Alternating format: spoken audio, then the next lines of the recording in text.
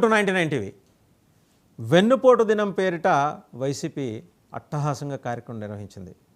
సరే, దానికి వాళ్ళ నాయకుడు ఎందుకు రాలేదనేది అటు మరి కూటమి విపక్షాల నుంచి ఎదురవుతున్న ప్రశ్న. సహజంగానే ఆయన రారు, ఆయనకి వేరే షెడ్యూల్స్ ఉంటాయి.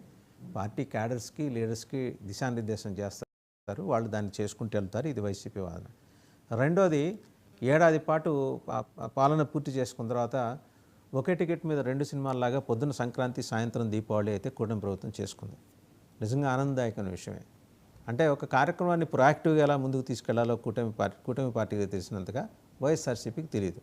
అందుకనే వాళ్ళు వెన్నుపోటు, లేకపోతే ఇంకొకటి ప్రజలపై పన్నుపోటు ఇలాంటి పేర్లతోటి కార్యక్రమాలు చేసుకుంటున్నారని కూటమి ఆడిపోసుకుంటుంది.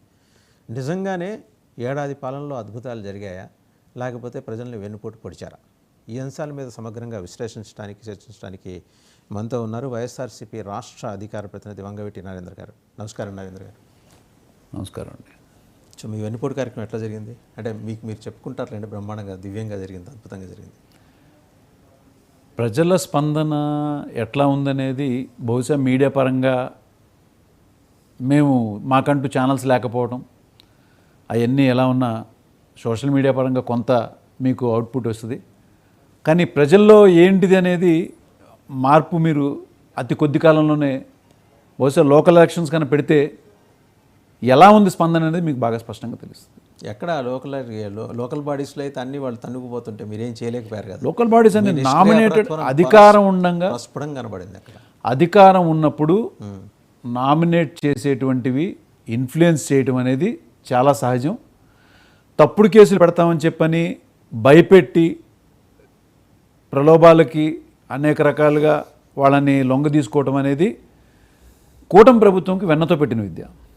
అది ముఖ్యంగా చంద్రబాబు నాయుడికి వెన్నతో పెట్టిన విద్య.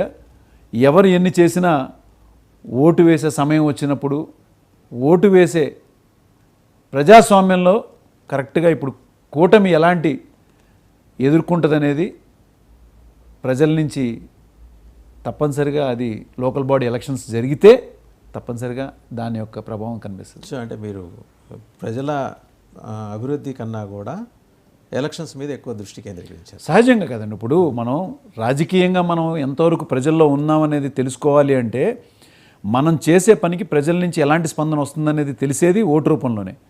ఆ ఓటు రూపంలో మనం కరెక్ట్ చేసామా తప్పు చేసామా అనే విషయాన్ని ప్రజలు మనల్ని సర్టిఫై చేసేది ఓటు. ఆ రిజల్టే మనం కరెక్టా రాంగా అనేది ఫైనల్ అవుతుంది. ఇప్పుడు వాళ్ళు ఒక మంచి పాజిటివ్ వైబ్స్ తీసుకెళ్లారు. పొద్దునపూట సంక్రాంతి, రాత్రిపూట దీపావళి అది కదండి కావాల్సిన జనాలకి, ఒక పాజిటివ్ వైబ్స్ వాళ్ళలో